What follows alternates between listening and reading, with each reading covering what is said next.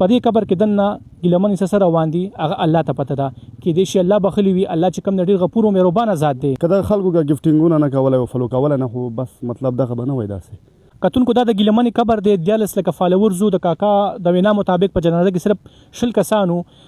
کو چرته دی دا اعلان کړی وی چې زه اسلام آباد ته زم یا بل ځای ته زم تاسو راتلې شي ما سره سلفي وستې شي ټیک ټاک ویډیوګان جوړول شي په زرګاو خلک براغلي وي کسان چې کوم گرفتار شوی تعلق چې کوم دی د دیر سره دی دا د ګیلمن قبر دی د کې چې کوم دی دغه ټیک ټاکرانو لپاره یو عبرت پروت دی چې تاسو نن سبا په سوشل میډیا باندې په ټیک ټاک باندې کوم په خاشي کوي د یو سو روپو لپاره د گیفټینګ لپاره تاسو خپل د جسم نه لوپټې لري کې د خپل جسم نه چې کوم دی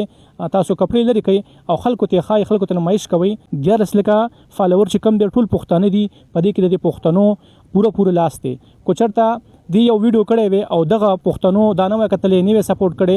او نیوه پالو کړي نو بیا به دا حل نه جوړېدو جنخیل دا بنونه خاص کر دی دعا د پر راغله دا عائشه ګیلمن چې کله مړ شو لکه خلک په دې باندې خوشحالي اظهار کوي ډیر خلک زګورم نو څه پیغام ورته ورکړي چې کله انسان مړ شي خو سم دعا محتاج شي ته څه او بالکل خو مطلب د سمدې خلکو مطلب محتاج وي د دعا او مطلب د خلک مې بدنام ویډیو کوي دا غلطه کوي چې هر سړی سره خدای بخپله معامله خپل کوي بالکل الله به معامله او کنه مغفرت دعا دار سړی وته کې مسلمانانو په مونږ دا حق دی او بقیا نور الله تعالی سړي سره خپل معامله خپل کوي نو دا غلطه خبره ده بل جنازه کې خلک ډیر کم مطلب دا غلطه خبره کې پښوندنه خو دوی چرته کې پروګرام خلک به ډیر ک ټیک ټکرانو ک گفټرانو او ډیر فالو یو خو مطلب ژوندانه باندې وي بے وفا خلک وټول په دې ټیک ټاک ډیر جنګي راځي دا غیم په لکو فالوورز دي او نن سبا چې کوم دی لکه غیم ویډیوګانې کوي کنه نو څه پیغام ورته ورکړي لکه هر انسان لکه کوم دی مرشته په دې کې خو شک نشته دی وي مر حق دی په کپن کې شک دی غي د څه پیغام ورکوي تاسو هغه داسې یو مستقبل جوړ کیو داسې لهجه سره ویډیو یې سب کو ته مطلب مارګ نه باسو بد نه وای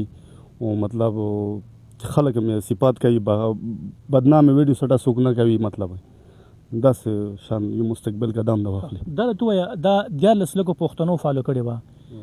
زما چې خپل ذهن دې خدا ويم چې دی پښتنو کې ټوله ګناه ده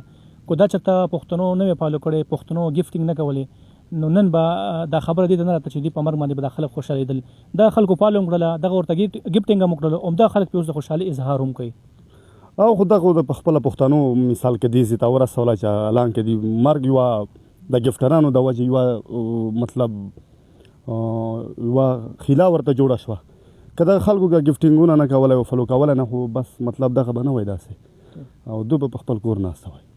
کتونکو دا د ګیلمن قبر دی 14 لکه فالوورزو د کاکا د وینا مطابق په جنازه کې صرف 10 کسانو کو چرته دی دا اعلان کړی وی چې زه اسلام آباد ته زم یا بل ځای ته زم تاسو راتلې شي ما سره سلفي وستې شي ټیک ټاک ویډیوګان جوړول شي په زرګاو خلک براغلي وي خو ډېر د افسوس خبره ده دا پانی دنیا ده په دې دنیا باندې به اعتبار نه کې د پولیس مطابق چې کوم دی په دې کې سلور ملزمان گرفتار شوي دي چې یو نوم کاشف کاشي دی کم چې د هغې خپلار په اف آی آر کې نامزد کړی چې د ارتکال کړی دا د کور نه راوتې وه او نور سلور چې کوم دی سهولتکار دي او دا خبره هم پکې ویل کېږي چې دغه کسان چې کوم گرفتار شوي تعلق چې کوم دی د دیر سره دی